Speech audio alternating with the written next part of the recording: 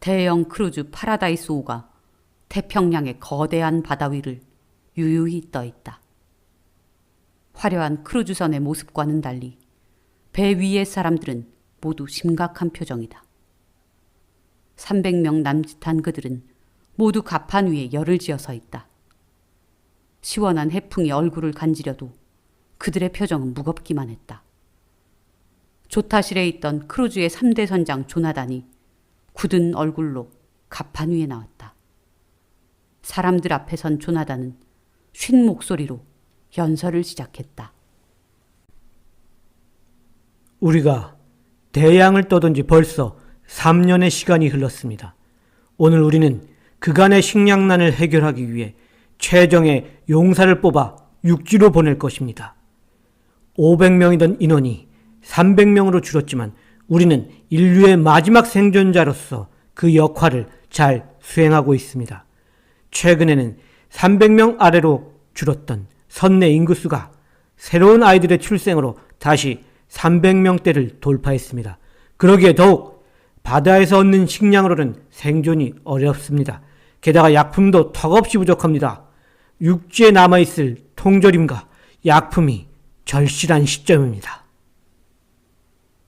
조나단은 차오르는 숨을 고르며 심호흡을 했다. 그리고는 다시 말을 이었다. 이에 5번째 육지 탐사대를 지금 선발하겠습니다. 우선 저는 잠시 선장직을 내려놓고 탐사대로서 지원할 것입니다. 1, 2대 선장들과 마찬가지로 저는 육지로 내려가 여러분의 식량을 조달해 오겠습니다. 열을 지어 서 있던 사람들이 웅성거리기 시작했다. 그러자 맨 뒷줄 우렁찬 목소리의 사내가 번쩍 손을 들었다. 역대 선장들 모두 육지에서 살아 돌아오지 못했습니다. 저희는 선장님마저 잃고 싶지 않습니다. 맞습니다. 배 리더가 없으면 우리 미래도 불투명할 것입니다. 조나단은 사람들의 만류에 고개를 내저었다. 이것이 저에게 주어진 임무입니다. 그리고 저 조나단은 역대 선장들과는 다를 것입니다. 저는 군인 출신으로 각종 무기와 무예에 능합니다. 저와 함께 육지로 나갈 용사들도 최정의 용사들만 뽑을 것입니다. 앞선 탐사대처럼 쉽게 당하지는 않을 것입니다. 아니, 완벽히 임무를 수행하고 여러분 앞에 다시 설 것입니다. 그래야 우리 앞에 미래가 있고 희망이 있습니다. 그럼 저와 함께 탐사대를 지원할 용사들은 앞으로 나오십시오. 조나단의 외침에 10여 명의 남녀가 성큼성큼 앞으로 나왔다. 가족과 연인의 만류에도 불구하고 사람들은 모두 결의에 찬 얼굴이었다. 자랑스럽습니다. 인류의 마지막 후예답습니다.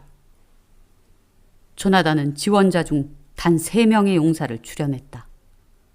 그들의 명단은 크루즈 역사보관실의 기록으로 남을 것이다. 용사들의 명단은 다음과 같다. 준호, 21세, 무에타이와 각종 무기에 능하다. 여자친구가 있지만 자원함. 소라, 23세, 명석한 두뇌 지도 전문가. 탐사대 길잡이 역할. 민호, 30세, 거대한 덩치의 소유자. 자동차, 비행기 등 모든 이동수단을 다루는 기계 전문가. 카레이서 출신. 선장 조나단은 만족스러운 얼굴로 그들의 어깨를 두드렸다. 지옥으로 갈 준비는 되었겠지? 네, 선장님! 대원들의 목소리는 우렁차면서도 결연했다. 드디어 결전의 날, 파라다이스 5는 육지가 보이는 바다 위에 멈춰섰다. 조나단과 대원들은 소형 보트를 타고 육지로 향했다. 그들이 탄 보트 뒤에는 여러 대의 빈 구명정이 따라붙었다. 확보한 식량과 약품을 크루즈까지 옮길 용도였다. 육지가 가까워질수록 보트 앞에 선 조나단의 얼굴에 긴장이 서렸다. 알다시피 육지에는 수많은 좀비들이 우리를 기다리고 있다. 최대한 눈에 띄지 않게 움직여야 한다. 그들은 청력이 강한 반면 시력은 약하다. 만약 그들과 마주친다면 바로 바닥에 엎드려라. 그러면 살 기회를 찾을 수도 있다. 중요한 건 그들의 귀에 우리의 소리가 들리지 않는 것이다. 준호, 소라, 민호는 비장한 표정으로 각오를 다졌다. 정오가 되자 보트가 육지에 도착했다. 햇빛에 약한 좀비는 일조량이 강할 때 활동량이 떨어지기 때문에 일부러 시간을 맞춘 것이다. 이제부터 제가 여러분을 안내하겠습니다. 지도 전문가 소라가 전자맵을 켜고 일행을 리드했다. 그들은 폐허가 된 해안 도시로 조심스럽게 들어갔다. 앞에 차량이 있습니다. 레이서 출신 민호가 방파제 근처에서 6인용 승합차를 발견했다. 민호는 주위를 살피며 차로 다가갔다. 그리고는 어렵지 않게 차 문을 따고 시동까지 걸었다. 다행히 연료가 가득입니다. 일행은 일사불란하게 승합차에 올라탔다. 아직까지 좀비는 나타나지 않았다. 민호, 최대한 저속으로 운행해. 소리가 크면 그늘에 숨어있는 좀비들에게 발각될 수도 있으니까. 걱정 마십시오. 스피드도 자신 있지만 군뱅이처럼 기어가는 것도 자신 있으니까요. 민호는 최대한 엔진 소리를 줄이며 앞으로 나아갔다. 아, 저기! 조나단이 다급히 차량을 정지시켰다. 그들의 앞에 대형 약국 건물이 있었기 때문이다. 온전한 건물의 상태로 보아 쓸만한 약품이 남아있을 것이다. 운전자 민호는 차량에 납니다. 소라도 차에 남아 다음 이동 경로 파악하고 준호는 날 엄호하며 함께 약국으로 간다. 조나단이 앞으로 나아가자 그 뒤를 준호가 따랐다. 조나단은 조심스럽게 약국 안으로 들어갔다. 준호는 약국 입구에서 주위를 살피며 보초를 섰다. 조나단은 곳곳을 살피며 필요한 약품을 챙겨 넣었다. 모든 일이 순조롭게 진행되었고 사방은 고요하기만 했다.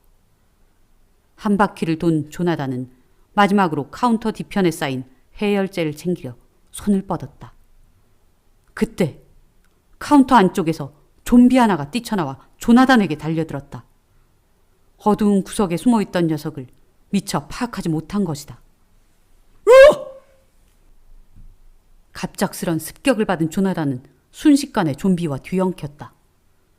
좀비는 조나단의 등에 올라타 그의 목을 물어뜯으려 했다. 순간 비명을 듣고 달려온 준호가 좀비를 내리쳤다. 나가 떨어진 좀비는 날카로운 이로 준호의 손목을 노렸다. 준호는 가까스로 공격을 피하며 반격을 가했다. 야! 힘찬 기합 소리와 함께 준호는 무에타이 기술로 좀비의 목을 비틀었다. 좀비는 기괴한 소리를 내며 나뒹굴었다. 휴, 예상치 못했어. 고맙다, 준호. 괜찮습니까? 다행히 물리지는 않았어. 내가 물렸다면 나 또한 너에게 달려들었겠지.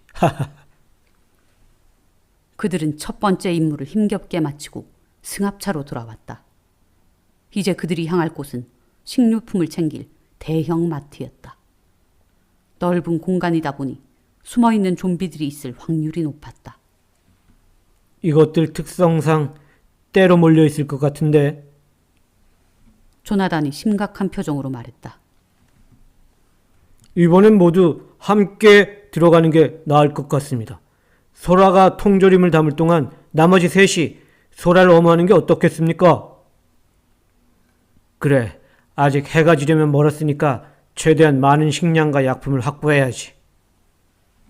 조나단은 민호의 의견대로 소라를 중앙에 배치했다. 그리고 나머지 3명이 그녀를 보호했다. 모두 이것부터 신고 들어간다. 조나단은 사전에 챙겨온 소리방지 신발 밑창을 나눠주었다. 급히 만드느라 모양은 조악했지만 발소리는 한층 줄일 수 있었다. 자, 작전 시작. 나지막한 외침과 함께 그들은 조심조심 마트 안으로 들어갔다. 맨 앞에 서 있던 소라가 뒤엉켜 잠든 좀비의 모습을 보고 비명을 삼켰다. 준호는 빠르게 소라의 입을 틀어막았다. 여기서 죽고 싶어? 소라를 향한 준호의 눈빛이 매서웠다. 그들은 잠든 좀비를 피해 카트 바퀴에 고무덮개를 달았다. 이 또한 소리를 없애기 위해 고안해낸 방법이었다. 다행히 좀비들은 그대로 잠들어 있었고 그들은 많은 양의 식량을 쓸어 담았다. 카트에 담긴 식량을 모두 차량에 옮기고 나서야 그들은 안도의 숨을 내쉬었다. 휴, 진땀 뺐네. 두 번째 임무를 무사히 마치고 차에 오른 그들은 녹초가 되었다. 현재 시각 15시. 수거한 식량과 약품을 해변으로 옮긴 후 다시 돌아와 마트 2군데를 더 돌 것이다. 이후 크루즈로 복귀한다. 네, 선장님. 그들은 일사분란하게 움직였고 성공리의 2군데의 마트까지 작업을 마쳤다. 다행히 첫 번째 약국을 제외하곤 좀비와의 접전이 발생하지 않았다. 긴장으로 가슴 졸였던 시간이 끝나고 일행은 크루즈로 돌아가기 위해 해변에 모였다. 식량과 약품을 보트에 싣는다. 지금 시각은 오후 5시. 1시간 후면 일몰이니 서둘러야 한다. 네 사람은 긴장을 늦추지 않은 채 식량과 약품을 배에 실었다. 모두의 몸에서 비오듯 땀이 흘러내렸다. 5분간 휴식! 작업이 거의 끝나가자 선장 조나단은 대원들에게 휴식을 명했다. 그리고는 홀로 해변 한쪽 폐허가 된 건물 뒤로 향했다. 볼 일이 급했기 때문이다. 이 와중에 화장실이 급하다니. 대원들 앞에서 실례를 할 수도 없고. 조나단은 건물 모퉁이를 돌아섰다.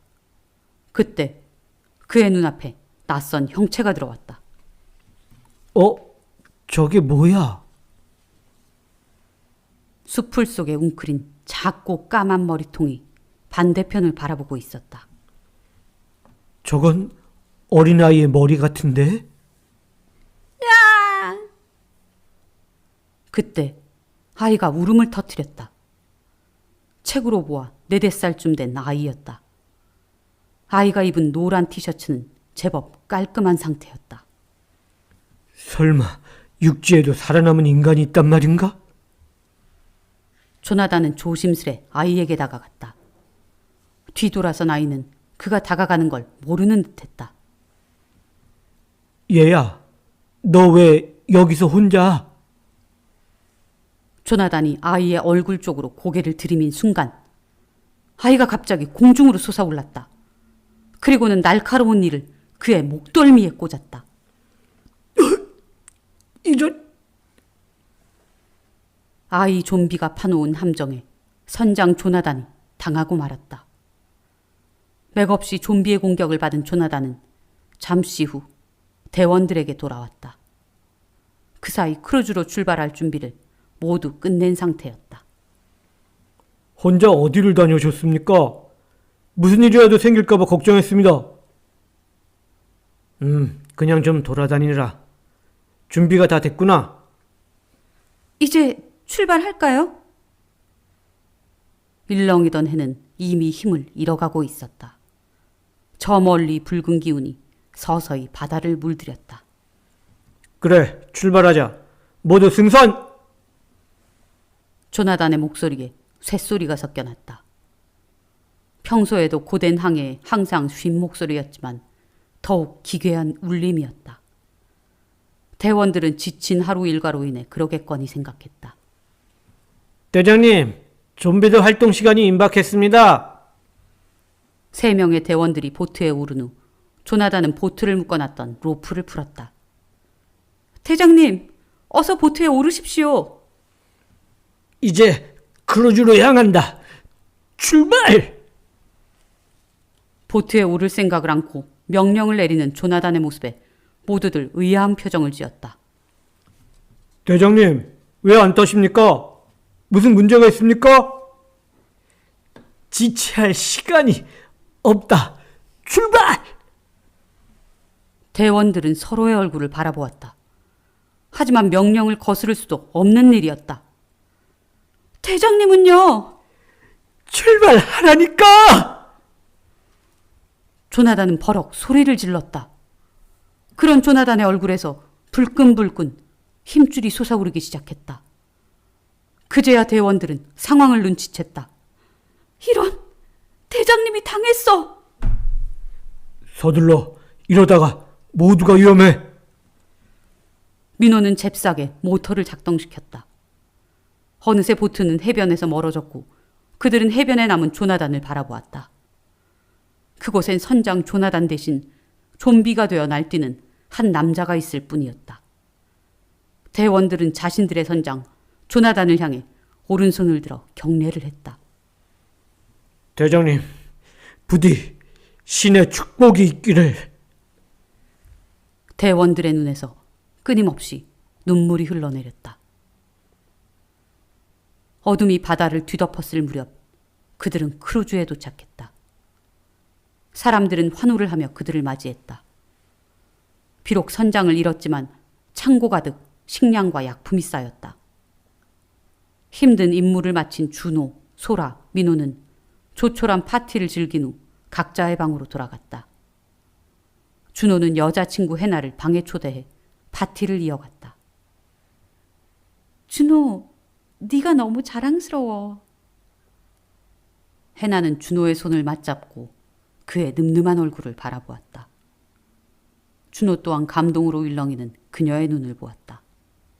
그때 맞잡은 준호의 손이 부르르 떨려왔다. 준호의 손등위로 시퍼런 힘줄이 물결치듯 튀어올랐다. 준호 손이 왜 이러지? 약국에서 조나단을 구하기 위해 좀비와의 격전을 펼칠 때 좀비의 거친 니가 자신의 손등을 스쳤던 것을 준호는 기억하지 못했다. 잠시 후 까맣게 어둠이 내린 바다 위로 해나의 가느다란 비명이 울려 퍼졌다. 잔잔한 파도 위에 크루즈선 파라다이스 호에 밤이 깊어갔다.